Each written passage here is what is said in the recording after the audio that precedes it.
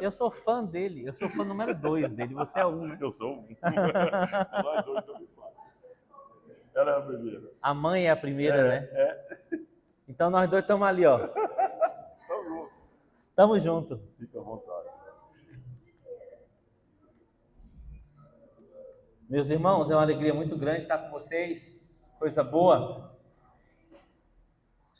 Eu estava brincando hoje com minha filha que quando o João ligou para mim, eu achei a reação dele muito engraçada. Porque parece que ele ligou para mim, mas sem acreditar que eu viria aqui. Porque ele falou assim: Tony, você pode dia 20 ir lá para casais? Você é muito ocupado, não sei o que, não sei o que. Ficou falando, falei: eu posso, João. O quê? Hein? Você falou o quê? Pode? Posso. Mas será que ele quer mesmo que eu vá? Bom, eu vim. Vamos ver o que acontece, né? Meus irmãos, que alegria estar com vocês aqui. Eu acho que eu sou simpático a vocês por causa dos representantes que vocês mandaram lá para Jundiaí. Enviaram. Jesus mandou. E aí a conversa fica, né, fácil. Irmã, mas olha, vai uma benção concordar com Deus, viu? Porque brigar com ele é perigoso. Mas sim, somos muito abençoados por essa família que vocês permitiram Deus mandar para lá. Obrigado por terem permitido, porque eles têm sido uma bênção para nós, viu? Muito obrigado. Quero poder repartir algo com vocês em gratidão ao que Deus tem feito conosco através deles lá. Família toda. Cadê minha aluna? Ficou? Está na casa da avó. Eu entendo ela. Aqui hoje é para casais, né? João, você me deu um tema, João. Você deu um tema. Eu vou seguir o tema, tá? Eu vou seguir o tema. Vamos lá. Meus irmãos, João me convidou para falar com vocês de um tema que é caríssimo para nós. Desde o começo da nossa trajetória, eu e Neilza, quando nós ainda éramos somente amigos, que agora nós continuamos amigos, mas tem um plus, né? Tem um algo mais. Mas eu conheço Neilza desde que nós tínhamos 13 anos de idade. Nós éramos melhores amigos. Éramos parte de um grupo de 4 amigos, formado por 2 homens e 2 mulheres. E esses 4 amigos oravam juntos, serviam juntos, trabalhavam juntos, evangelizavam juntos. E por vários anos eu achava que era impossível eu casar com a minha melhor amiga, mas depois não teve jeito. Casei. E sou muito grato a Deus por ter feito isso, porque eu sou muito, graças a Deus, muito feliz com a esposa linda e maravilhosa que Jesus me deu. Mas desde o começo de nossas histórias, quando nós ainda não éramos casados, nós cuidávamos de jovens e adolescentes. E a ênfase do nosso trabalho com os jovens e adolescentes era eles como filhos. Era trabalhar na restauração do relacionamento deles com os pais. Era ajudá-los a resolver os problemas gerados em suas famílias. Desde o nosso início de ministério, família é um tema que nos apaixona. Não porque nós tenhamos vindo de famílias maravilhosas, muito pelo contrário, talvez porque apesar de nossas histórias, Deus nos fez nos apaixonar, não pelos nossos estados, não pelas nossas histórias, mas pelo que Ele pensa a respeito de família. E desde então, família tem sido uma ênfase muito grande no nosso chamado, no nosso ministério. Vamos repartir então com vocês alguns pensamentos sobre isso que acumulamos ao longo desses anos. Amém ou não? Tudo bem? Pode ser assim? Beleza. Eu quero começar falando com os irmãos que Deus tem uma maneira de fazer os seus grandes começos. Por mais que no mundo família seja um tema controverso, porque Satanás está tentando chamar de família aquilo que Deus não chama de família, por mais que o pecado tenha feito com que os relacionamentos se tornassem difíceis, complicados, família continua sendo algo criado por Deus, planejado por Deus, amado por Deus, trabalhado por Deus, e ainda é o jeito que Deus resolve fazer as coisas. Eu vou provar isso na Bíblia para vocês agora. Combinado? Vamos lá. Eu quero citar para você 5 grandes começos da Bíblia.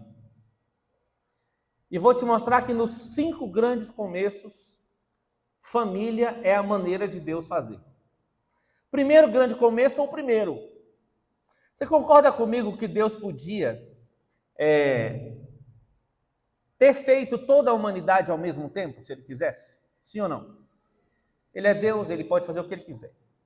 Mas Ele resolveu usar um determinado plano, um determinado processo, uma estratégia. E a estratégia dele foi: Ele fez o homem, amadureceu o homem. Quando o homem estava maduro, Deus também fez para ele uma esposa, a quem chamou de auxiliadora idônea, capaz, que corresponde a ele. E foi a partir de um casal que Deus disse: cresçam, multipliquem, encham a terra. Então, ao invés de Deus começar o seu plano fazendo uma multidão logo de cara, Deus fez o homem, fez a mulher, a partir do homem, e Deus faz com que os dois se casem, e a partir de uma união espiritual, emocional e física, uma união mais completa possível, nascem os filhos, e neste processo a humanidade toda viria a acontecer, viria a surgir. Então Deus escolheu família para começar seu propósito eterno na Terra. Tudo bem até aí, né? Muito óbvio. Agora, você se lembra que o primeiro pecado também aconteceu numa família. O primeiro pecado atingiu de cara um casal. E, por consequência, os filhos desse casal cometeram os primeiros grandes pecados da história de ciúme, inveja, homicídio. Então, é verdade que o plano de Deus está 100% ligado à família. E é também verdade que o pecado atinge severamente a família. Porque família no projeto de Deus depende desta família estar ligada a Deus. E se essa família se desliga de Deus, todo relacionamento depende do relacionamento com Deus.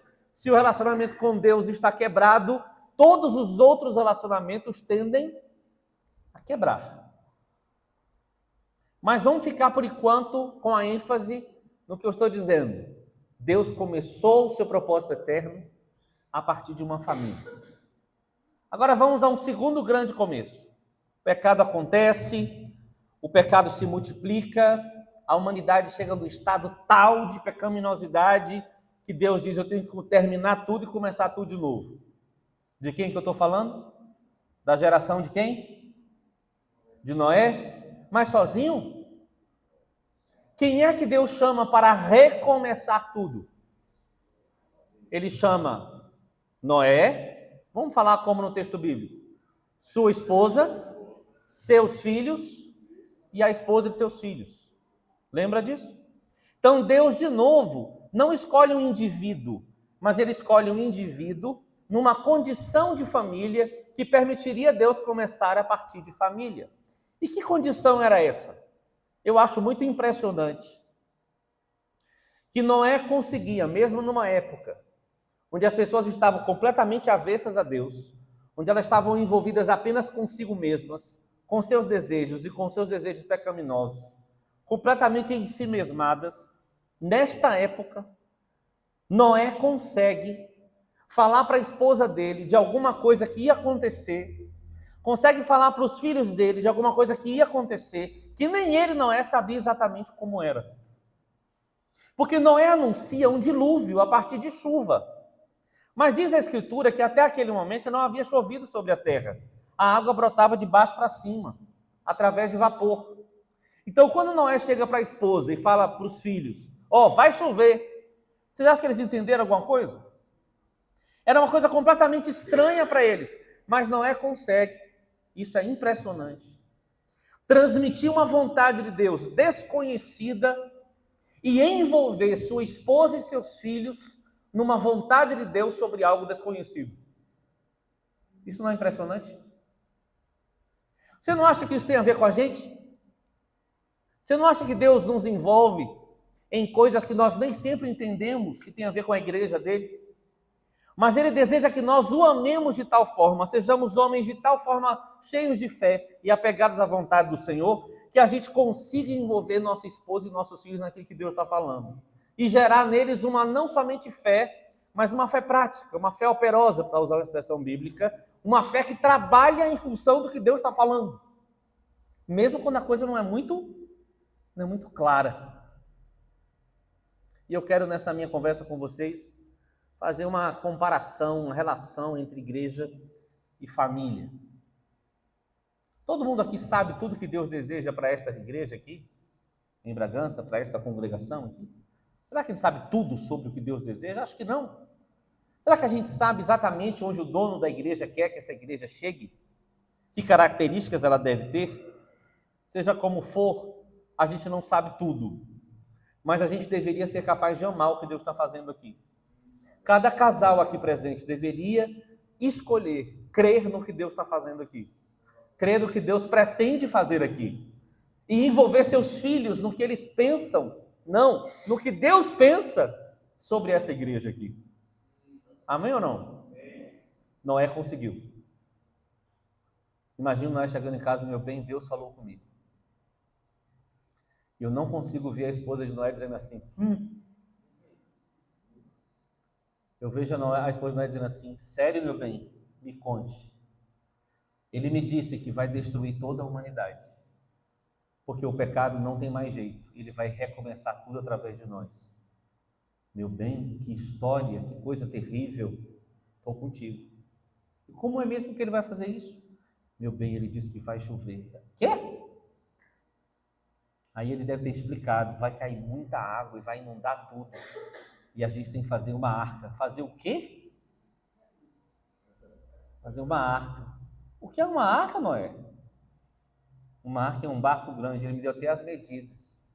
E nós vamos levar quem para lá? Nós vamos levar nossos filhos. Ela, ufa, vamos levar a família toda, claro. Meu bem, sabe o que vai acontecer também? Nós vamos levar um casal de cada animal.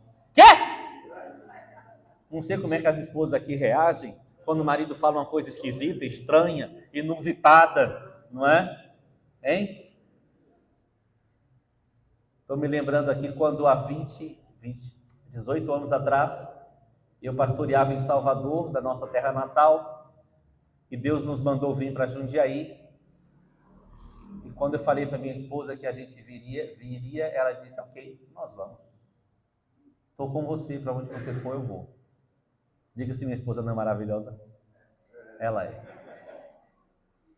Ela não disse, quê? Que é isso, homem? Eu não sei como aconteceu a conversa entre Noé e sua esposa. Eu só sei que ele levou a família inteira a viver o projeto que Deus tinha para eles. Noé conversando com os filhos, envolvendo os filhos na construção de uma arca que demorou dezenas de anos, e lá estava a família inteira trabalhando para cumprir um propósito de Deus. Que o Senhor nos dê essa graça, irmãos. Que o Senhor nos dê a graça de nos envolvermos como família no projeto de Deus, não como indivíduos isolados. Que Deus nos dê a graça de termos como casal tanto o coração do marido como o coração da esposa envolvidos no que Deus tem para nós. Amém? Coisa muito difícil é quando o marido está numa direção e a esposa está noutra, e vice-versa. Coisa maravilhosa é quando os dois compreendem juntos a vontade de Deus e se dedicam a ela. É ou não é? Quero te mostrar um terceiro grande começo de Deus. Desta vez, Deus não quer destruir tudo. Ele havia feito uma aliança com Noé e disse, não vai ser mais assim. Mas Deus agora usa a seguinte estratégia, eu quero começar um povo. Eu quero separar uma nação de todas as outras nações da terra, e a partir dessa nação eu vou trazer o descendente que vai abençoar todas as famílias da terra. De quem que eu estou falando? De Abraão. Lembra de Abraão? E aí Deus escolhe Abraão, e eu fico pensando que na minha cabeça não foi uma escolha tão boa. Diga se eu não sou pretensioso. Mas é só para eu te fazer entender onde eu quero chegar. Fique tranquilo. Por que não foi uma escolha tão boa? Ora, Deus queria construir uma nação. Essa nação iria ser construída a partir da família de Abraão.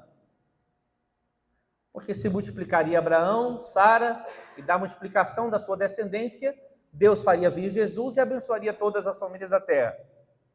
Mas Sara era estéril. Por isso que eu acho que não foi uma boa escolha. Quer ver outra razão por que não foi uma boa escolha? À primeira vista? Por causa da história de Abraão. Abraão era filho de um fazedor de ídolos. Então, se a gente olhar para a história da família de Abraão, Abraão dificilmente seria uma pessoa escolhida para fazer algo para Deus, para fazer algo com Deus. Se você olhar para o estado de Sara, estéril, parece estranho que Deus tenha escolhido ela para ser mãe. Se ela era estéril. Eu queria que você guardasse uma coisa que eu vou te contar agora. Nem o estado da gente, nem a história da gente é um problema para Deus. Eu vou repetir. Nem o estado da gente, como a gente está em determinado momento, nem a história da gente, aquilo que a gente traz pelos anos decorridos. Nada disso é problema para Deus. Vou repetir para você de outra forma. Deus não está à procura de casais perfeitos. Porque se ele tivesse, ele não teria me achado. Deus não está à procura de histórias perfeitas. Porque não existe um homem na terra que tenha uma história perfeita, senão Jesus Cristo, que cumpriu exatamente aquilo para o que veio. Fora de Jesus Cristo, todas as nossas histórias são cheias de imperfeições, equívocos, tragédias, traumas, tristezas, angústias decorrentes do pecado da humanidade, do mundo que jaz no maligno. Então, se Deus não está em busca de casais perfeitos, que estejam muito bem obrigado, que tenham uma história maravilhosa, o que Deus procura? Quando Deus diz, achei Abraão, quem Deus achou? Ou não pode sair do lugar, né? Tá filmando.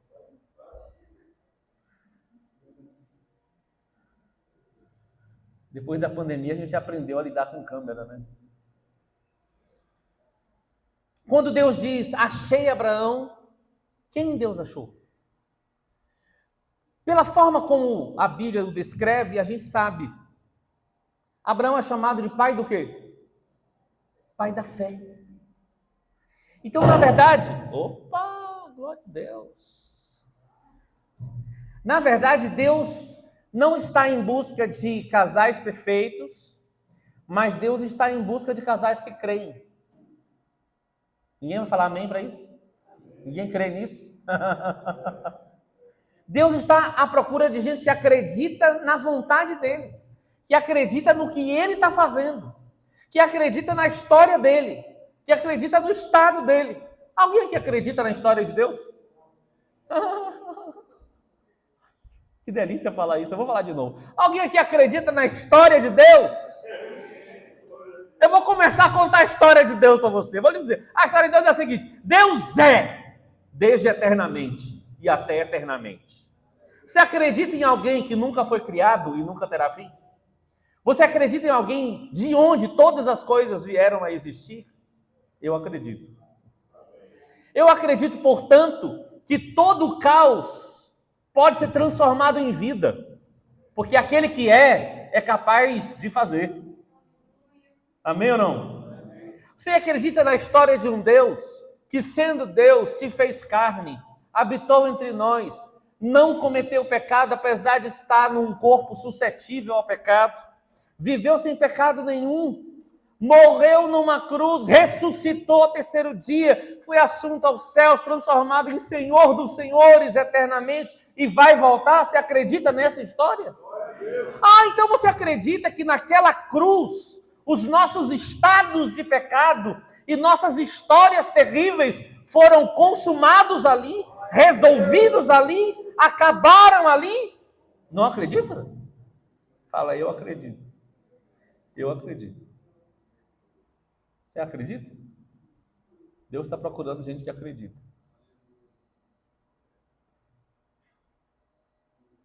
Por favor, Senhor, fale conosco. Deus procura gente que acredita.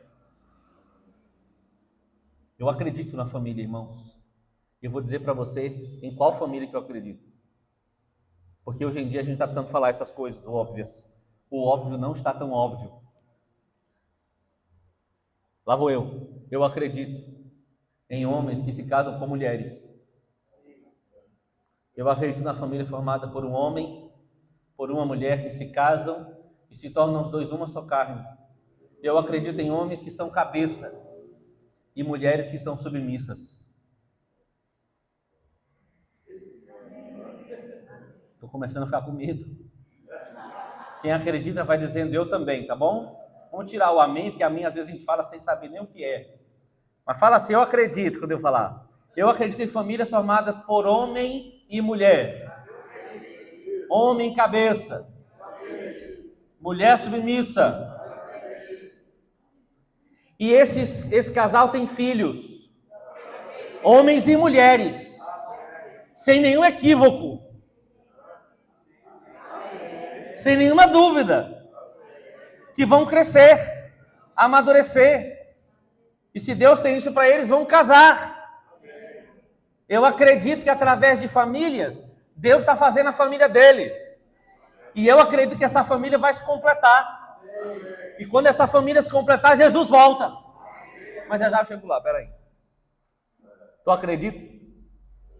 Eu acredito. Você acredita em um Deus que muda as circunstâncias? Sim ou não? Você acredita em um Deus que muda histórias? Sim ou não? Meu pai já foi espírita, coroinha, católico do pé roxo, sei lá se existe essa expressão. Fumava 2 maços de cigarro por dia. No dia que se converteu, nunca mais colocou um cigarro na boca. Minha mãe era a filha de um casal absolutamente idólatra. No dia que se converteu, eu tinha 3 anos de idade, estava com eles. E aí minha mãe e meu pai foram entregar a vida a Jesus na frente de um salão de igreja como esse aqui. E minha mãe resolveu me levar no colo, aí a pessoa que tinha levado eles disse, não precisa ele vir. Pode deixar ele aí com alguém. Aí minha mãe disse, não, eu vou levar ele, porque Deus tem um plano na vida dele, eu vou entregar ele para Deus agora. Glória a Deus. Olha onde eu estou. Eu acredito num Deus que muda histórias. Quando eu tinha 6 anos de idade, meus pais se separaram.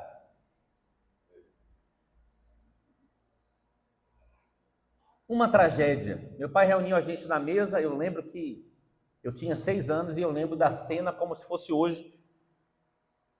A cozinha da minha casa tinha móveis vermelhos. Alguém se lembra dessa época que tinha geladeira vermelha, fogão vermelho? Porque a cena ficou tão forte na minha cabeça que eu não gosto nem de ver essas coisas vermelhas. Espero que nunca inventem de novo. Hã? Não, tudo bem, coração é vermelho, mas a cozinha inteira é vermelha. O chão da cozinha era vermelho. Era um negócio doido. Meu pai reúne a gente na mesa e fala assim, estou me separando da sua mãe por causa disso e disso e disso. Escolham com quem vocês querem ficar. Eu e minhas 2 irmãs. Eu era o mais novo. frequentadores de igreja. Tinha 3 anos já, né, que eles tinham se convertido. Eu lembro daquele dia como se fosse uma noite escura, em que passou uma tempestade, um tufão, e acabou com toda a minha vida naquele mesmo, com toda a minha, todo o meu ideal de família e de vida naquela noite. Meus pais se separaram, não lembro exatamente porquê, mas meu pai era militar, ele foi para o Rio de Janeiro, precisou servir um tempo lá. Minha mãe precisou fazer um tratamento, foi para outro lugar. Cada filho ficou na casa de uma pessoa estranha e diferente. Eu fui o melhorzinho que fiquei na casa dos meus avós, que não eram convertidos. Foi um ano terrível. Depois de um ano, meus pais voltaram. Graças a Deus, Deus fez uma obra linda na vida deles, mas calma. Nem tudo são flores tão rápido assim. Eles voltaram, muito temor do Senhor, só que eles voltaram sem realmente terem se perdoado. E dos meus 7 anos de idade em diante, eu passei a viver numa casa em guerra. Basicamente, todas as noites meus pais discutiam seriamente. Nos finais de semana era pior, porque meu pai trabalhava o dia inteiro, não ficava muito em casa. Quando chegava em casa no final de semana, a coisa era feia. Então eu cresci numa casa em guerra. Minhas irmãs mais velhas, 2 meninas, ainda tinham algum relacionamento uma com a outra. Eu sozinho, dormindo no quarto sozinho. Eu e Deus precisamos nos conhecer um pouco mais.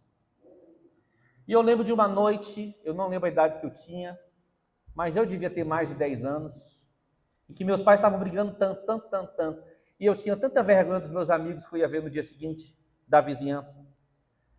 Eu me lembro que eu fechei a porta do meu quarto, encostei na parede, que ficava de frente para a minha cama, e eu falei assim: Jesus, onde é que você está que você não muda isso? Alguém já fez uma oração parecida? Uma situação terrível, continuada, de muitos anos, e você cansado diz: Deus, onde você está? Eu sei que já. E aí eu tive uma visão. Quando eu lembro desse dia hoje, é essa imagem que vem na minha cabeça. Eu vi Jesus sentado na minha cama, na minha frente, nessa posição assim, sentado com a cabecinha baixa, levantava para mim o olhar e eu via Jesus chorando. E ele disse uma frase que marcaria a minha vida e me isentaria de todo tipo de trauma dali em diante para sempre. Olha a frase que ele disse para mim: meu filho, a vida deles eu ainda não posso mudar porque eles não deixam, mas eu prometo que a sua família vai ser diferente. A partir daquele dia, nada me ofendia nos meus pais. Eu via as coisas acontecer e pensava: então é isso que eu não posso fazer com a minha esposa. É isso que eu não vou fazer com meus filhos. Minha esposa deve ser assim, assim, assim. É como se a minha casa agora passasse a ser uma escola. Eu não sei se eu me faço entender, mas foi um efeito impressionante de Jesus na minha história, que ao invés de ficar com problema com meus pais, os anos se passaram, eu comecei o ministério muito cedo, com 17 anos, e eu me tornei o pastor dos meus pais. Meu pai era um homem eloquente, cheio de dons, mas por causa das limitações com o casamento, ele foi perdendo o ritmo no ministério, e acabou que meu pai passou a frequentar, meu pai que era um líder, né, de congregação, pregador, passou agora a ser uma ovelha, vou usar uma expressão batista, um membro comum, frequentando o grupo caseiro que eu era o líder. Imagina a minha situação. Eu lembro de uma determinada reunião que me emocionou e me marcou, porque meu pai, submisso, reconhecendo a graça de Deus na minha vida, apesar de ser ele meu pai, ele levantou a mão e falou assim: filho, posso dar uma palavrinha rápida? Eu muito envergonhado, meu Deus do céu, é óbvio, né? Para resumir uma história longa para vocês, sim, meus pais viveram muitos anos em pé de guerra. Eu passei a pastorear meus pais, passei a pastorear minha mãe. Minha mãe dizia que eu era o único pastor que ela entendia. É mãe, né? Essa aqui deve ter dito isso muitas vezes. Falar do marido e do filho, né? Que no caso da minha mãe, meu pai não era pastor. E aí eu ensinava a Bíblia para ela, explicava as coisas. Sempre amando Jesus, meus pais, eles tinham problema um com o outro, mas eu não posso dizer que eles não amavam Jesus. E como pai e mãe, excelentes pais.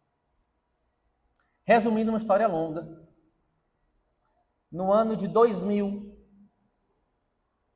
quando eu tinha 27 anos, se eu olhar para minha mulher, tudo tem a ver com data e número. Quando eu tinha 27 anos, já era pastor, já estava ordenado, comecei o ministério com 17 anos, trabalhando com jovens, grupo caseiro e tal, com 25 eu fui ordenado. Um amigo meu ia fazer um retiro, e nesse retiro um dos temas era perdão e cura da alma. Eu falei, vocês dois precisam ir. E aí eles foram, que era numa cidade a mais ou menos 8 horas de Salvador, foram muito abençoados, foram curados, pessoas testemunharam do que Deus fez na vida deles, e na volta eles morreram no acidente de carro, os dois juntos. Nessa época, minha mãe e meu pai estavam vivendo a seguinte realidade: uma lua de mel por ano. E minha mãe falava dos detalhes com minha esposa, comigo ela não tinha coragem, das viagens que eles faziam para curtir. E eu achava que faltava só um pedacinho da obra, para ficar assim, 10. Aí falei para eles irem nesse retiro, na volta, uma carreta pegou eles de frente, e minha mãe e meu pai morreram juntos. E eu quero te contar o testemunho de um velório. Já ouviu algum testemunho de velório? Pois eu vou te contar. Não, nem precisa chorar, que eu estou muito bem com isso, tá bom? Fica tranquilo. Mas eu quero te contar o testemunho de um velório. Antes do velório, claro que eu fiquei mal, arrasado, eu acho que foi a maior tragédia que eu vi na minha vida. Eu era muito apegado aos meus pais. E a situação não foi fácil, porque fui eu que falei para eles irem, lembra? Então vem aquelas coisas na cabeça, né?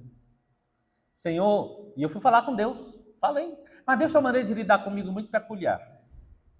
Eu fui falar, Deus, quer dizer então... Porque os irmãos testemunhando desse encontro, que tinham ido juntos, falaram, não, Tony, sua mãe e seu pai falaram lá na frente, sua mãe disse que era grata a Deus, porque o filho dela tinha mandado ela ir. Aí eu fui falar com Deus, e Deus, quer dizer então que se eu não tivesse mandado, eles estariam vivos agora? Sabe o que Deus falou comigo? Obrigado, Tony, você me deu 2 presentes. Foi a fala de Deus para mim.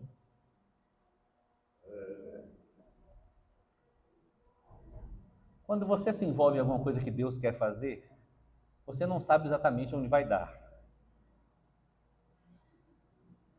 Mas é bom se envolver com o que Deus quer fazer. E Deus me mostrou, depois de muita briga entre eu e ele, que ele sempre vença. Amém? Que Deus tinha deixado meus pais num estado tal que eles não poderiam cair, que eles oscilavam muito, né?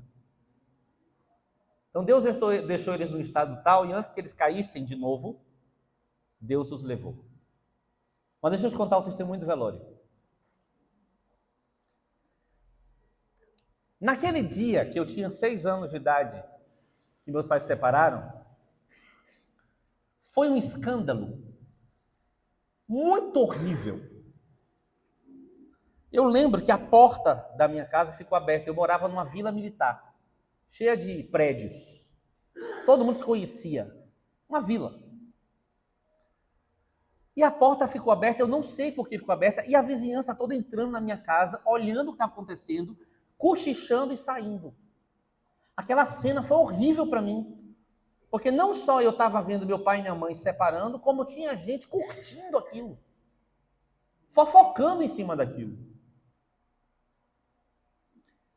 Quando meus pais voltaram, a gente saiu da vila para recomeçar a vida em outro bairro, eu nunca mais tinha visto a maior parte daquelas pessoas. Até o velório. Escuta, por que isso é importante? Porque meus pais não eram um casal perfeito. Mas meus pais escolheram ser fiéis até o fim. E Deus ama isso. Meus pais escolheram crer até o fim em um Deus que podia transformar a vida deles. E eu lembro que no dia do velório, você deve imaginar que não foi uma situação fácil, porque eu tinha 2 caixões na minha frente, das 2 pessoas que eu mais amei na minha vida, até chegar a minha esposa. Mais ou menos umas 500 pessoas. A gente tinha uma igreja muito linda lá em Salvador, um povo muito amável. E mesmo que o velório foi numa cidade longe, a igreja foi em peso por estar comigo. E Deus falou comigo, sobe lá e me honra diante dessas pessoas. Sério? Mas me deu uma vontade de honrar Jesus. Aí eu fui lá e dei uma palavra. Eu não lembro de quase nada que eu disse, mas uma coisa eu lembro. Eu falei assim, ei pessoal, vocês que há muitos anos não viam meus pais juntos, vocês que testemunharam problemas e dificuldades que eles tiveram, eu queria que vocês olhassem essa cena agora e percebessem que até morrer, eles morreram juntos, mas decidiram nunca deixar o Senhor. Eu quero honrar meus pais diante de vocês. E eu quero honrar o Senhor diante de vocês. E foi um velório com uma alegria indescritível. Eu nunca vi um velório com dança. Nesse velório teve dança. Por causa da glória de Jesus Cristo que encheu aquele lugar. Por que eu estou contando essa história?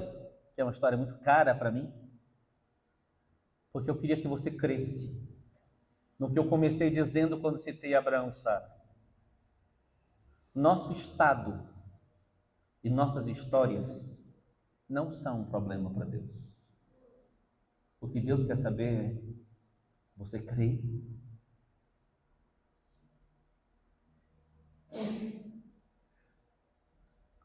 Eu gosto muito da pergunta que Jesus faz para Pedro, quando Pedro sai do barco e vem encontrá-lo na praia, depois de ter negado Jesus 3 vezes. Quem se lembra a pergunta que Jesus fez? Pedro, você fez o que mesmo? Foi essa a pergunta? Pedro, por onde você andou? Foi essa a pergunta? Pedro, como você está? Qual foi a pergunta? Você me ama? Irmãos, eu tenho certeza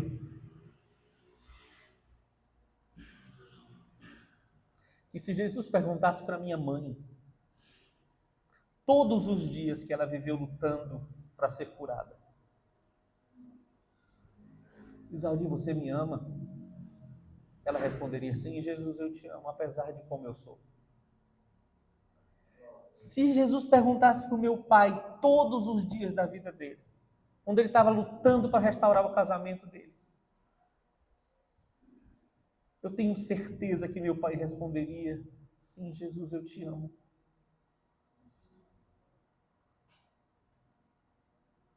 Porque na vida cristã, amor e fé estão muito ligados. Porque eu não creio em Deus porque tudo me vai bem. Porque se eu creio em Deus porque tudo me vai bem, quando não me vai bem, eu deixo de crer. Sabe por que eu creio? Porque eu amo. Sabe por que a minha fé não vai embora? Porque a fé não está baseada na performance minha com Deus, nem na minha expectativa da performance de Deus comigo. A minha fé está baseada numa escolha de amar aquele que me amou primeiro. Eu amo Jesus. Tony, você é um marido perfeito? Muito longe disso. Tony, você é um pai perfeito? Muito longe disso. Mas pergunta para mim se eu amo Jesus. Não. Então eu escolho crer todos os dias, no marido que Jesus pode me fazer ser. Eu escolho crer todos os dias no pai que Jesus pode me fazer ser. E eu escolho todos os dias perseverar na ideia de Deus sobre a minha família. E eu não quero desistir, e eu não vou desistir. E sabe por que eu não vou desistir? Porque a minha fé não está baseada no meu estado, nem na minha história. A minha fé está baseada no amor de Deus por mim. Amém ou não? Está comigo nisso? Você crê? Você ama? Você ama o Senhor? Eu vivi 2 histórias trágicas da minha vida. Uma você já conhece, a outra eu não vou contar. Nessas 2 histórias, e todas envolvendo família, foram os 2 únicos momentos da minha história que eu senti a minha fé dar uma tremida. Quando meus pais morreram e eu tive conversa séria com Deus, a minha fé tremeu. Mas quando a minha fé tremeu e eu estava argumentando com Deus, como assim você permite um negócio desse? Irmãos, quando eu recebi a notícia, eu estava esperando meus pais chegarem em casa. E aí 2 dos meus pastores vão na minha casa e perguntam, e aí, Tony, está fazendo o que? Eu estou esperando meus pais. E aí o pastor responde, pois é, Tony, eles não vão chegar. Eu lembro que eu gritei, como se eu tivesse 6 meses de vida.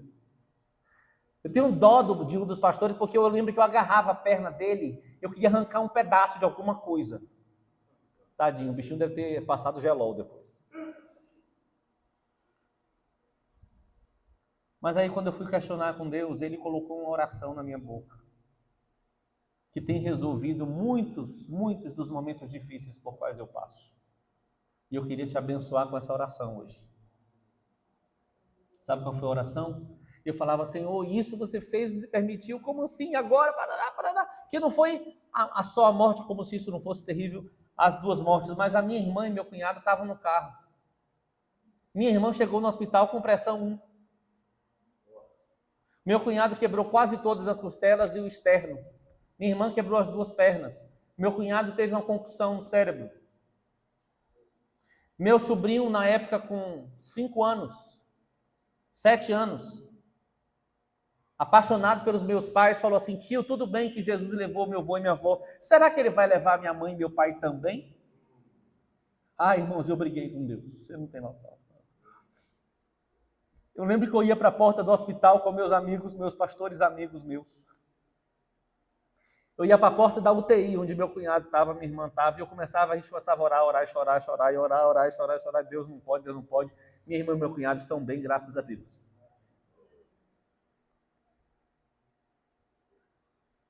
Sabe qual foi a oração? Isso. Aí o Espírito Santo colocou a seguinte frase na minha boca. Mas eu amo meu Senhor.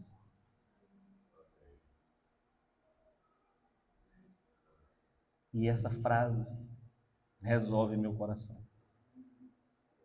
Mas eu amo o meu Senhor. Eu não sei qual é a sua história. E eu não sei em que estado você está hoje. Mas eu te garanto que Deus muda estado, muda circunstâncias, muda histórias, mas não muda princípios. Deus sempre agirá através de famílias. Sempre. Deus ama fazer casamentos. Eu também. Me chamo de Santo Antônio. Gosto de um casamento que é uma beleza. Para mim, todo casamento anuncia o grande casamento. Você pode receber essa palavra de que Deus muda as circunstâncias, mas não muda princípios? Você pode deixar sua fé crescer? Como é que está seu casamento hoje? Não sei. Como é que estão seus filhos hoje? Não sei. Só sei de uma coisa, não desiste não. Insiste. Quebranta o coração. Deixa o Senhor ser o Senhor. Deixa Ele governar. Dá a Ele o lugar devido a Ele. E Ele vai pôr todas as outras coisas no lugar. Amém? Quando a gente dá a Jesus o lugar devido a Ele, Ele põe as coisas no lugar. Deixa Ele pôr.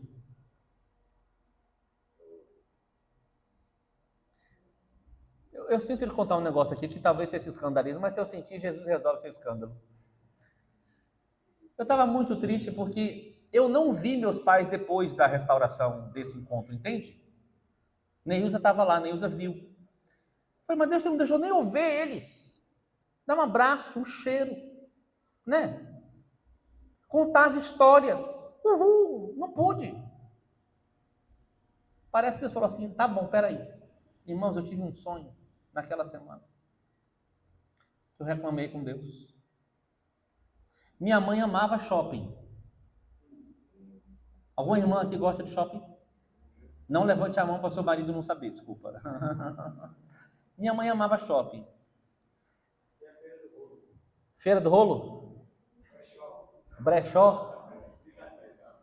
Mas minha mãe gostava de shopping, não era para comprar, não, era para passear. Era passear. O sonho era só isso. Eu estava no shopping, andando para frente, eu ouço meu pai me chamar, filho! Quando eu olho para trás, está meu pai e minha mãe de mãos dadas, com um sorriso maravilhoso. Uma afeição lindíssima. E os dois falavam para mim, filho, fica tranquilo, nós estamos muito bem. E acabava o sonho. Acho que Deus armou aquela cena para mim, não foi?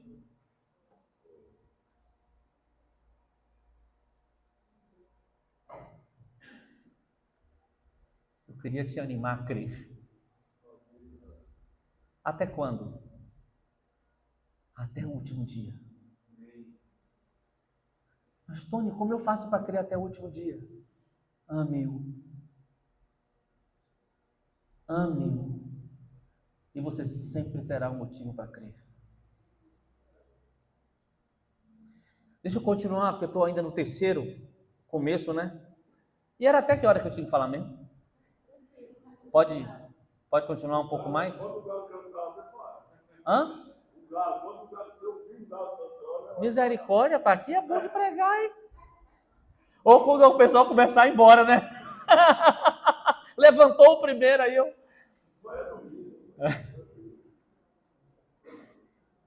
Mas eu acho lindo, ainda no terceiro grande começo, que promessa linda Deus dá para Abraão.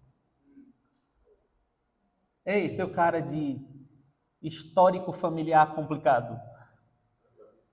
Ei, senhora de estado biológico complicado. Eu tenho um negócio para vocês. É o quê? Eu vou fazer de vocês uma grande nação. E é de vocês que vai nascer o meu descendente.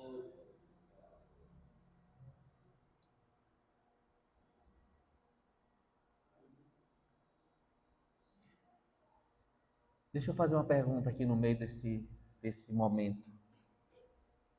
Irmãos, o que é mais importante, família ou igreja? Vocês dois não respondem.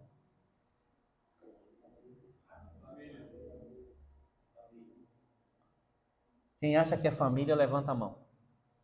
Quem acha que é igreja, levanta a mão. Só uma pessoa? A igreja está embaixo aqui.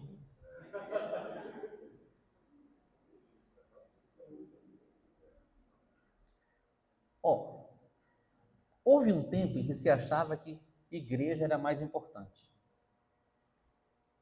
Nesse tempo, um filho de um pastor chegou para o pastor e falou assim, ô pai, a gente pode morar na igreja? Por quê, filho? Porque lá na igreja você é tão bonzinho, aqui você é tão bravo. Então, você achava que família era mais importante, se a família não seguisse, tudo bem, estava atrapalhando, não tinha problema. Que tragédia.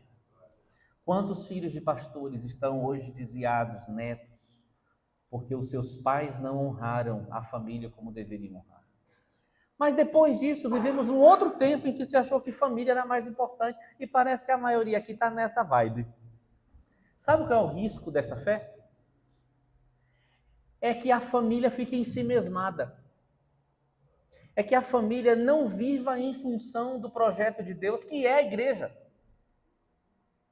Então, cada família se isola dentro de si mesma, vivendo a sua realidadezinha ali, ao invés de se tornar uma casa para Deus fazer a casa dele. E isso tem acontecido. Famílias que dizem, não precisamos de igreja, somos igreja aqui. Como assim? Uai, Tony, então qual é a resposta à sua pergunta? Vou fazer outra pergunta. O que é mais importante? Minha mão ou os dedos da minha mão? Oh! Existe mão sem dedo e dedo sem mão? Então vamos embora. O que é mais importante? Família ou igreja? Sabe qual é a melhor resposta que eu vou te dar permissão para você falar comigo? Que pergunta idiota, Tony. Pode falar. O que é mais importante, família ou igreja? Pode falar. Isso. Pelo amor de Deus, acredite que não dá para separar família de igreja, nem igreja de família. Porque eu estou te mostrando que Deus sempre começa do pequeno para alcançar o grande. Então, como eu vou dizer que o grande é mais importante ou o pequeno é mais importante? Os dois são importantes. Porque um gera... Alguém me arranja uma água? Ah, tem aqui, desculpa. Obrigado, pastor. Eu não sou digno de ser servido pelo Senhor. Misericórdia. É um prazer ser seu Eliseu. Misericórdia. Jesus Cristo. Seu Eliseu, seu, rapaz. Obrigado. É um prazer, Rapaz, eu já sei porque João é bonito. Tu é bonito também, igual a ele. Esse coração quebrantado. Casou bem, minha irmã? Ele também casou bem, não casou? Ele casou bem?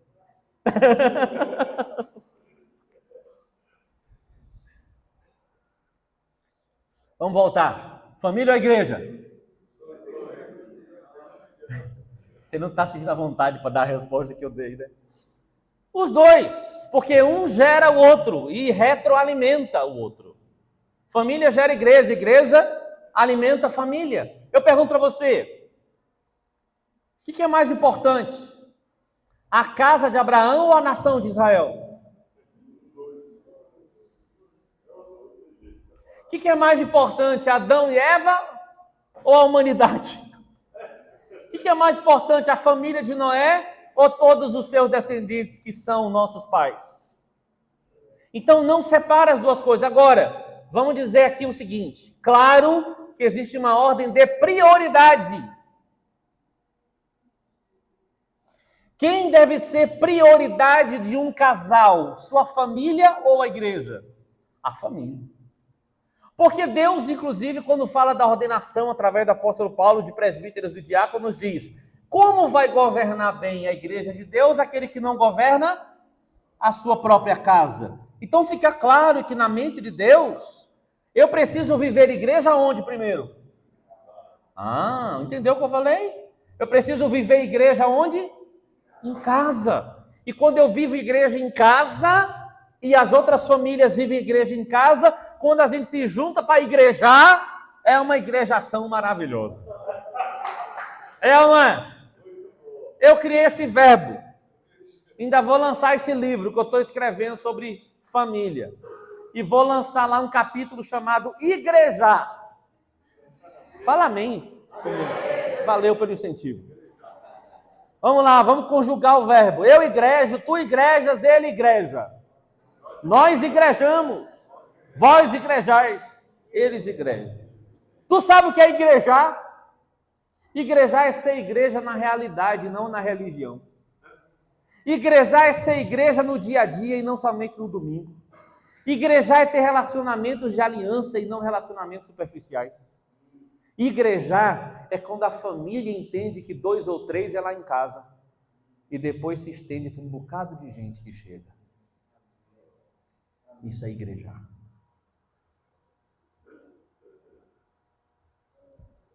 Bora igrejar?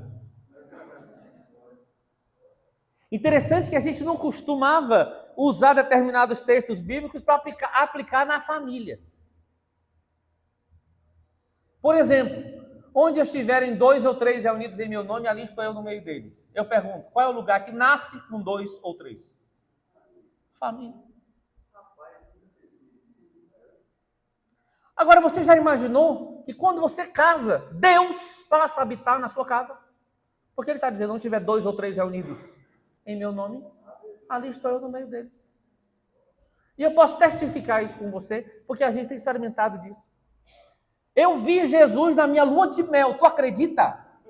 E ele ficou bem. Eu também, mais ou menos, eu fiquei meio abalado. Eu vi Jesus na minha lua de mel. Porque eu e Neus optamos esperar casar para ter intimidade. E tomara que você não se escandalize de novo. Mas eu lembro de um dia que eu estava muito, muito alegre no Senhor pelo meu casamento. E eu tive uma visão de Jesus em pé do meu lado direito. Eu comecei a chorar. E Neuza, preocupado, começou a chorar também. Tá tudo bem? Tá. E olha o que Jesus me disse. Jesus falou, Tony, meu filho. E ele estava dando risada. Irmãos, eu posso dizer que eu vi Jesus através de uma visão 2 vezes na minha vida. Naquele dia com meus pais e nesse dia da lua de mel. E tu acha que uma coisa tinha a ver com outra? Tinha. Ele não me fez uma promessa lá? Mas sabe qual foi a frase que Jesus disse para mim nesse dia? Falou assim, e aí, Tony, valeu a pena esperar? E eu falei, sim, Jesus. Obrigado.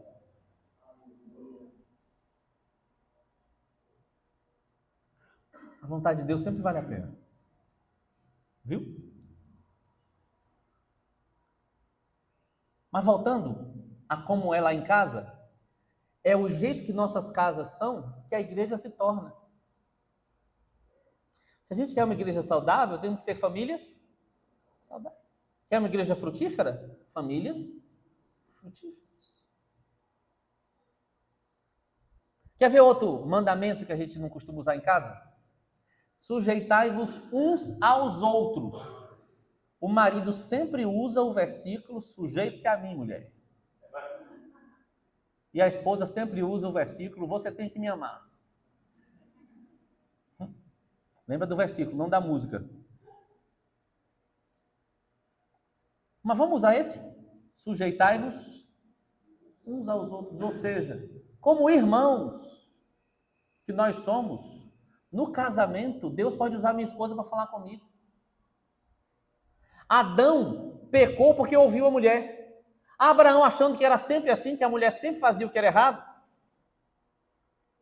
Quando Sara quis despedir Agar, e Abraão foi falar com Deus, Deus, olha o que ela quer, e Deus falou, não, deixa ela fazer isso, é eu que quero. Então, não é sempre que um ou outro vai falar errado. Ambos podem falar da parte de Deus. Porque enquanto irmãos, todos podemos profetizar. Amém ou não? Sujeitai-vos uns aos outros. Marido, sabia que tem dia que você precisa ouvir Deus através da sua esposa? E vice-versa. Vou usar outro versículo que a gente não costuma usar em casa. Perdoai.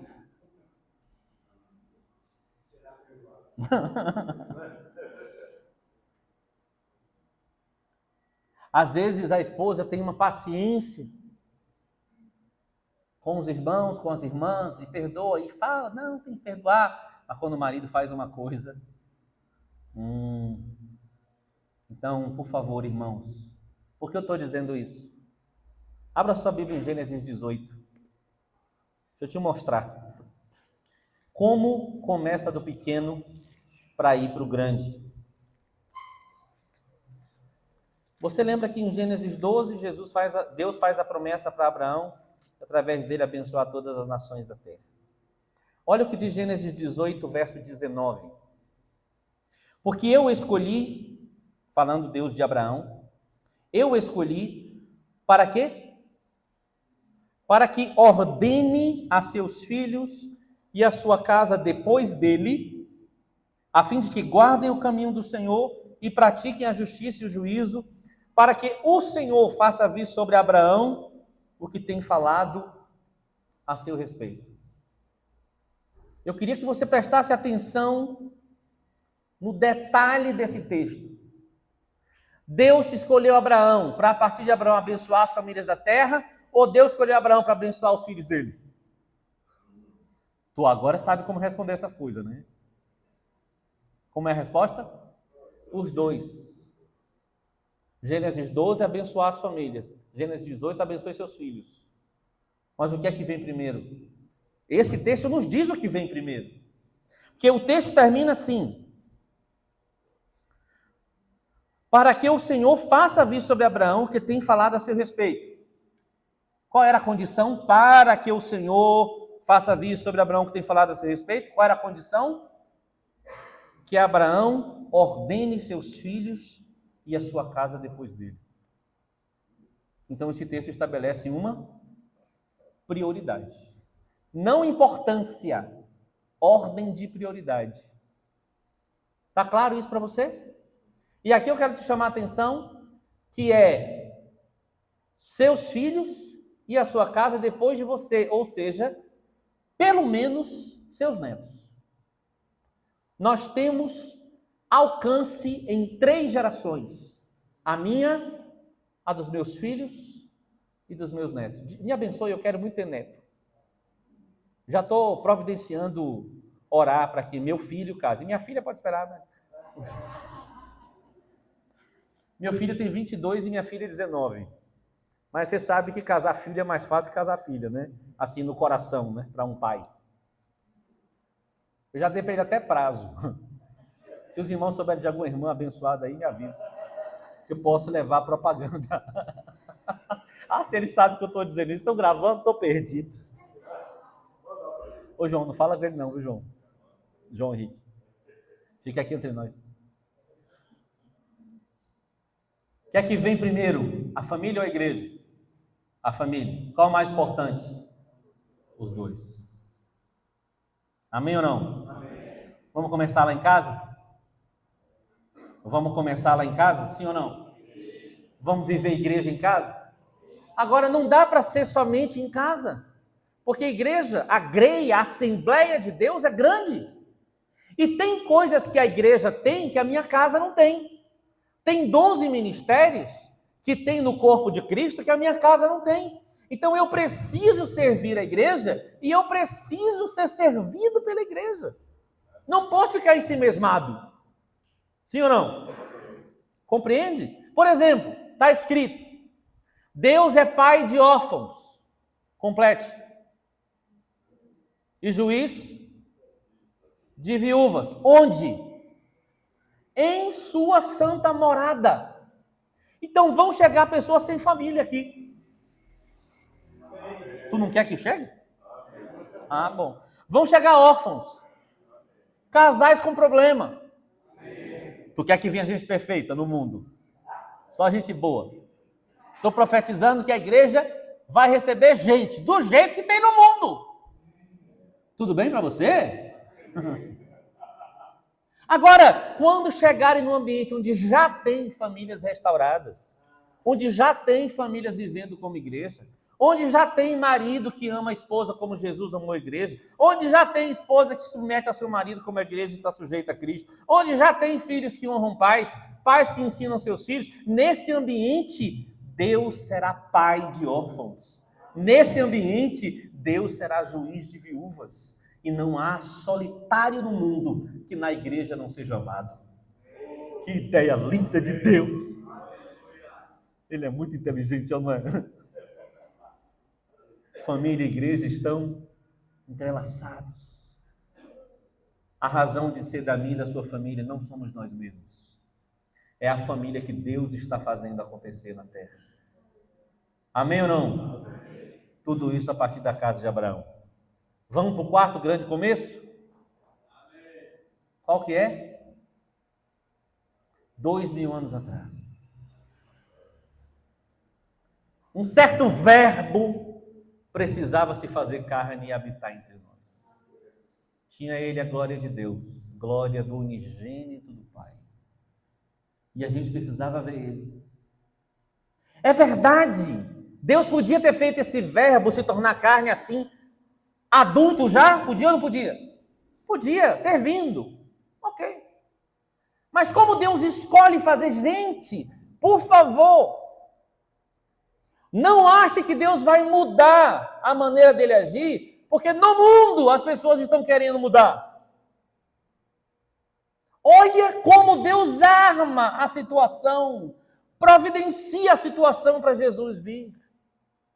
Era uma situação diferente, porque Jesus precisava nascer sem pecado, mas precisava nascer como homem, senão não poderia pagar pelos nossos pecados. Então ele acha uma certa noiva, uma noiva, que estava para se casar com um homem chamado José. Então ele providencia um ambiente de família, mas o Espírito Santo se adianta em encarnar Jesus no ventre de Maria, que coisa misteriosa.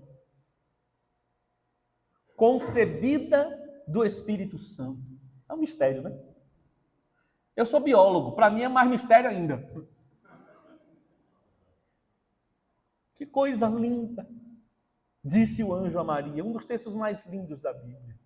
Descerá sobre ti o Espírito Santo, e o poder do Altíssimo te envolverá, e tu conceberás. Aleluia! Isso não te empolga? Me empolga sempre. Coisa linda, maravilhosa. Lá estava Deus, o Pai, o Filho e o Espírito, a Trindade, no céu, vivendo bem eternamente. Mas aí um dia, quando chegou o que a Bíblia chama de plenitude dos tempos para aquela vinda, o ano aceitável do Senhor, lá do céu o Pai dá um grito: Jesus! E aí o Espírito Santo, como na criação, pega a palavra no caos do ventre de uma mulher pecaminosa. Mulher pecaminosa, tudo bem, né? Claro, como todos nós. No ventre de uma mulher pecaminosa, agraciada, justamente porque não tinha condição natural para isso, o Espírito Santo coloca Jesus naquele ventre.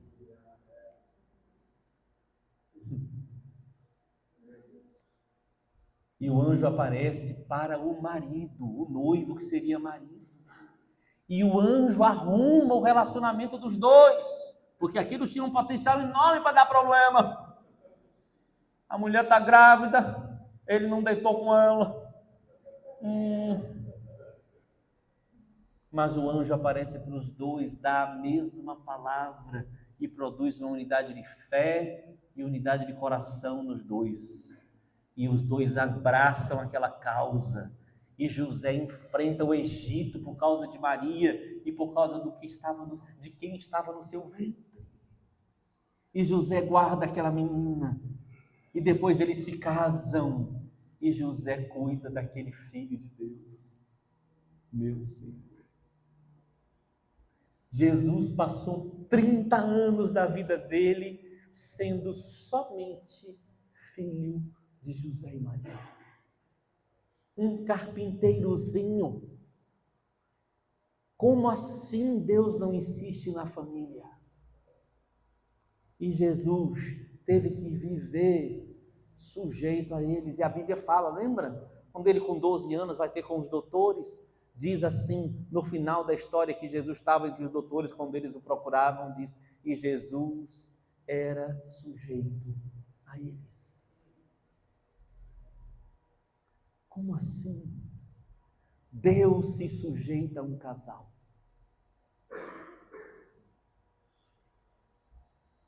Desculpa, mas é quando fala de Jesus eu me empolgo. Imagina Maria limpando o bumbum de Deus.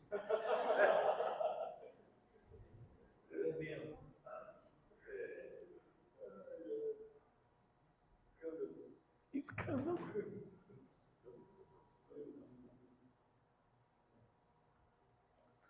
Como assim? Ele precisou chorar para se fazer entender se ele era o verbo da vida.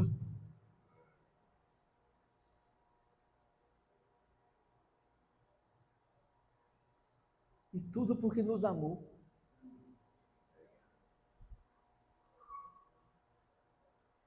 Aí eu pergunto para você, o Deus que fez nascer o divino dentro do efêmero, o eterno dentro do mortal, não é capaz de entrar na sua vida, no seu casamento, na sua família e produzir o eterno no ambiente que tem aí? Ele é. Ele é. Descerá sobre ti o Espírito Santo e o poder do Altíssimo te envolverá. E o Espírito Santo vai gerar em você o que Deus planejou para a sua vida. E o Espírito Santo vai fazer acontecer o que o Pai tem desejado. Sabe por que eu acredito? Porque Ele é o Pai, Ele é o Filho, Ele é o Espírito.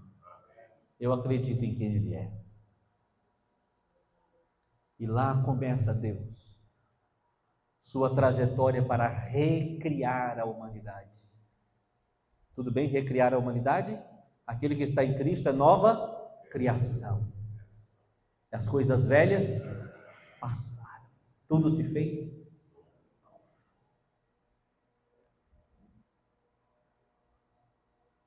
Obrigado, Jesus. E Ele recomeça de novo uma família. Está parecendo que acabou, né? Agora eu preciso te contar o último grande começo de Deus. Tu sabe o que vai acontecer como o último ato de Deus com a humanidade? Uma coisa que a Bíblia chama de bodas do Cordeiro. Tu sabe o que é uma boda? É um casamento.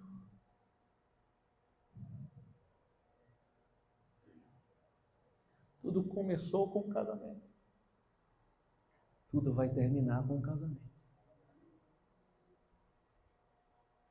Todos os grandes começos de Deus, você vai ver uma família, um casamento. Agora eu preciso lhe falar. Por que estamos casados? Não é por nossa causa. É por causa daquele casamento que vai acontecer. Ele é o nosso alvo. Tudo que nós estamos vivendo aqui é sombra, é cenário para a gente aprender, para o Espírito nos tornar mais parecidos com Jesus. E se tem uma coisa que ajuda a gente a ser mais parecido com Jesus, é casamento. Casamento quebranta a gente. Sim ou não? É cenário para o que Deus está fazendo, porque na verdade, a realidade é aquele casamento. E o que vai acontecer naquele casamento? Aquele que quando estava na cruz adormeceu. Do seu lado, o que é que saiu do lado? Sangue e água. Lembra de Adão? Quando Adão adormeceu, do lado Deus lhe tirou uma costela e fez Eva. Pois é aquele que na cruz adormeceu e do seu lado teve derramado sangue e água, era o Pai tirando dele os elementos necessários para lhe fazer uma ajudadora idônea, chamada igreja. Sabe o que está acontecendo na terra agora? O Pai está fazendo uma auxiliadora idônea. O amigo do noivo está preparando a noiva, está deixando ela limpa e adornada. Ele está preparando essa noiva. E todos nós estamos fazendo parte desse processo. Então, quando a gente está casado, quando a gente está criando filho, quando a gente está vivendo essa vida simples de família, Ele está produzindo a noiva. O casamento dele está sendo providenciado. Então, por favor, vou lhe repetir um texto maravilhoso da Bíblia. Ele morreu por todos. Lembra disso? Para que os que vivem não vivam mais para si mesmos, mas para aqueles que por ele morreu e ressuscitou. Então, uma coisa que cura casamento e cura qualquer relacionamento é quando no relacionamento você deixa de ser a peça mais importante. E você põe ele como a peça mais importante. E ele se torna o motivo de tudo que você faz. Sabe por que eu amo minha esposa? É verdade que ela é maravilhosa, mas eu amo minha esposa porque eu amo Jesus antes. Porque no dia que ela não é tão maravilhosa, eu continuo amando, porque eu já tenho motivo. Qual é o meu motivo? Ó, guardou. Qual é o motivo? Eu amo Jesus. Sabe por que eu amo meus filhos? Eles são lindos, viu? Misericórdia. Puxaram a mãe, misericórdia. Mas sabe por que eu amo meus filhos? Não é porque eles acertam sempre. Já chorei muito por causa deles. Mas é porque eu amo Jesus. Sabe por que eu amo a igreja? Não é porque a igreja é perfeita.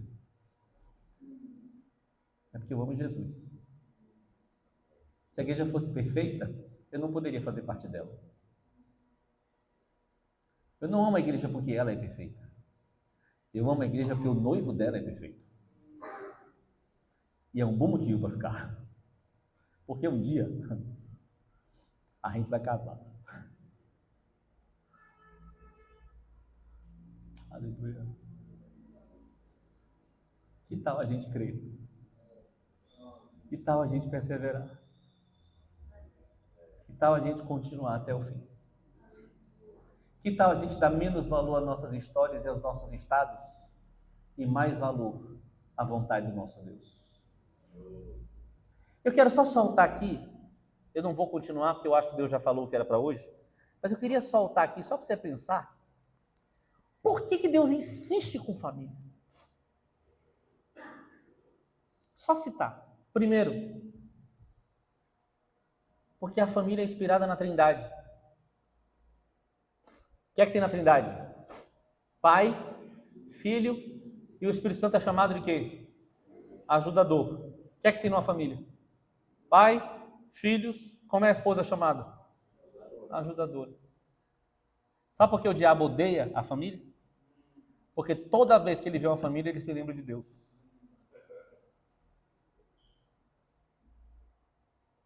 Segunda razão, porque família se forma com compromisso, que garante intimidade. Satanás quer intimidade sem compromisso para distorcer a identidade das pessoas quando elas entregam-se ao que elas não devem. Mas família nasce com aliança de casamento. Porque Deus uniu, não separe o homem. Família tem ligações permanentes. Meus filhos, querendo ou não, têm 23 cromossomos meus e 23 da mãe. Não dá para desligar, no sentido espiritual da palavra. Estamos ligados. Deus criou isso. Família pressupõe compromisso que gera intimidade. Nunca intimidade sem compromisso. Terceiro, família pressupõe continuidade de geração em geração. Pai, filhos, netos. Deus de Abraão, de Isaac e de Jacó. Continuidade tem a cara de Deus. Deus é o mesmo ontem, hoje e sempre. Quarto, família pressupõe interdependência. Família trata rebeldia. Naturalmente, família trata independência. Como diz Jamê, meu pai espiritual, primeira coisa que você perde quando casa é o direito de escolher o lado da cama que você vai dormir. Não é verdade? A cama agora pertence a dois. Tudo pertence a dois. Chega de independência. Agora é interdependência. Precisamos uns dos outros. Dá para ser esposo sem esposa? Dá para ser esposa sem esposo? Dá para ser pai sem filho? Filho sem pai? Não. Uma função depende da outra. É ou não é uma boa ideia? Família. É uma boa ideia. Amém, meus irmãos? Podemos orar agora? O Senhor está aqui com a gente, né? O inventor da família, o idealizador da família, o criador da família. Eu queria que agora você desse a mão ao seu cônjuge. Ficasse de pé um pouquinho, por favor. Vamos orar junto. Meu bem, vem aqui comigo. Suba. Vamos orar. Eu tenho uma oração específica, depois você pode orar o que você quiser. Mas eu queria orar por esperança. Pode não? Orar por perseverança. Orar para o Espírito Santo hoje renovar em muito a sua fé na vontade de Deus. Podemos fazer essa oração? Faz essa oração, meu bem. Aleluia. Senhor, nós louvamos o teu nome. Adoramos o teu nome, Senhor. Glorificamos o teu nome, Senhor. Exaltamos o teu nome. Porque o Senhor nos inseriu nesse projeto precioso, maravilhoso, que é ter na terra uma grande Ó Deus, obrigado. semelhantes ao Senhor. Senhor, o Senhor escolheu essa estratégia linda, Senhor, que é família, Senhor. Que coisa especial, que coisa cara, Senhor. Jesus, eu quero Obrigado. aos meus irmãos, Senhor, nessa noite. Que essa palavra, Senhor, que o Senhor compartilhou, Deus, com o nosso coração nessa noite, é assim a nossa esperança. A esperança, Senhor, de termos uma vida correndo atrás de sermos parecidos com o Senhor por meio do teu Espírito Santo. Senhor, que cada dificuldade que nós vivemos, que cada situação que vivemos dentro do casamento, da família, como esposa, como pais, também como filhos, Senhor, que a gente se lembre que é a tua mão, Senhor, usando cada uma dessas coisas. Que o Senhor é poderoso para fazer com que todas essas coisas concorram para que possamos ser mais parecidos com o Senhor. Amém. Senhor, aquece o nosso coração. Senhor, anima, Senhor, e reacende esse Obrigado, Senhor. de que o Senhor pode, Senhor, Ó Deus. mudar as circunstâncias. Ó Deus. Mas que o Senhor não vai mudar os pensamentos. É. Nós queremos colocar nosso coração diante do Senhor. É. Quero pedir ao Senhor que coloque o coração dos teus filhos, cada casal. Amém, cada Senhor. família, Em nome de Senhor, Jesus. aqui representada através Amém, desses Senhor. casais. Amém. Em nome de Jesus. Que haja Amém, Senhor. perseverança. Jesus, Jesus, Jesus, Jesus, Jesus, Jesus. Que os olhos de cada um dos nossos irmãos, Senhor, possam ser fixados nos teus olhos. Amém. E que diante de cada circunstância eles Senhor, É. eu amo Deus, Senhor. Sim. Que isso traga, Jesus, força. Amém. Esperança. Amém, Senhor. Amém, Senhor. Amém. Em nome de Jesus. Amém. Senhor, eu quero agora abençoar esta congregação. Quero abençoar essa congregação com mais famílias. Sim, Senhor. Que venham para cá os casais que precisam ser restaurados. Que venham para cá os filhos sem pai. Sim. Que venham para cá, Senhor, os pais e filhos que precisam ter corações convertidos uns aos outros. Amém, Jesus. Senhor, que esta congregação seja uma igreja de famílias. Seja uma família que vive como igreja. Cada família aqui viva como igreja. Senhor, em nome do Senhor eu peço. Faz esta congregação crescer como família. E traz para cá famílias que vão ser abençoadas por esta igreja. Em nome de Jesus, Senhor. Pai, eu também oro junto com meus irmãos, dizendo que nós concordamos com o Senhor. Nós concordamos que família é uma boa ideia. Família é uma excelente ideia. E nós nos opomos a todas as mentiras de Satanás. Todas as mentiras que ele tem lançado contra casamento, contra homem e mulher, contra filhos, contra pais e filhos, nós nos opomos em nome de Jesus. Dizemos que somos como o Senhor deseja, coluna e baluarte da verdade, para viver o que o Senhor tem. Agora ore com o seu marido, com sua esposa um instante, abençoe ele com esperança, com fé. Ore agora. Amém.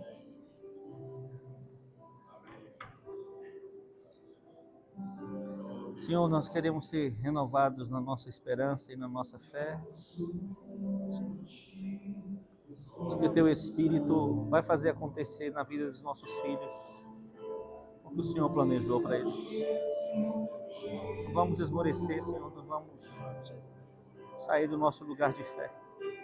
Senhor, nós queremos ser coluna e baluarte dessa verdade, Senhor. A respeito de família, Senhor. Queremos ser coluna e baluarte dessa verdade diante dos nossos filhos e da casa depois deles, Senhor. Amém. Senhor, em nome de Jesus, eu oro por ti. aqueça o coração de Deus e gente com essa esperança, com essa verdade. Senhor, por favor, guarda a esposa do nosso filho, guarda o marido da nossa filha. Jesus, guarda o coração deles de outros sentimentos por outras pessoas. Traga essas pessoas, Senhor, para eles. Que eles vejam que vieram da tua mão, sem que eles façam esforços, Senhor, humanos. Amém, Deus, Senhor. em nome de Jesus, conduz a vida deles para a família que o Senhor tem para eles. Em nome de Jesus, Senhor. Jesus.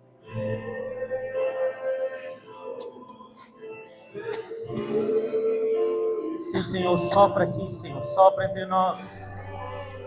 Sopra-nos, sopra em nós. Ei, Jesus, sopra. Ó Espírito Santo de Deus, Espírito Santo de Deus, sopra o perdão, sopra o perdão, sopra a esperança, afasta o medo, Senhor, a insegurança, a desconfiança, em nome de Jesus. Vento do Espírito sopra nesse lugar e enche os nossos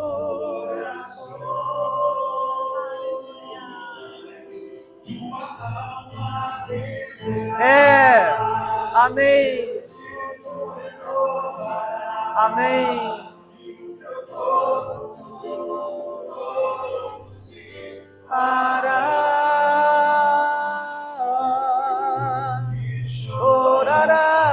Chorarás e saltarás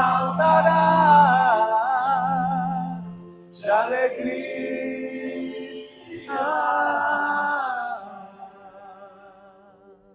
Vem, Espírito Santo, oh, vem, Senhor. Vem, Espírito Santo, restaurar. Vem, Senhor. Vem, Espírito Santo, oh, vem. Senhor, que seja assim a nossa casa, Senhor. Amém. O Espírito Santo guiando, Amém. restaurando e habitando. Em nome de Jesus. Amém? Me permita fazer algumas indicações. Eu costumo trazer livros sobre o que eu prego para os irmãos terem a oportunidade de se aprofundar. Eu queria muito indicar o livro do Jamei para vocês sobre igreja, porque ele vai falar de igreja orgânica como a gente acredita. Para os homens, esse livro chamado Pastores da Família, da mesma editora do livro O Evangelho às Chaves de Casa, que vocês devem conhecer. E para as mulheres, o que a minha esposa disse que é o melhor livro para mulheres que ela já leu. Mulheres, mentiras que as mulheres acreditam e verdade que as libertam. Se você quiser, tem ali. Muito obrigado pelo carinho, pela alegria. Deus abençoe. João.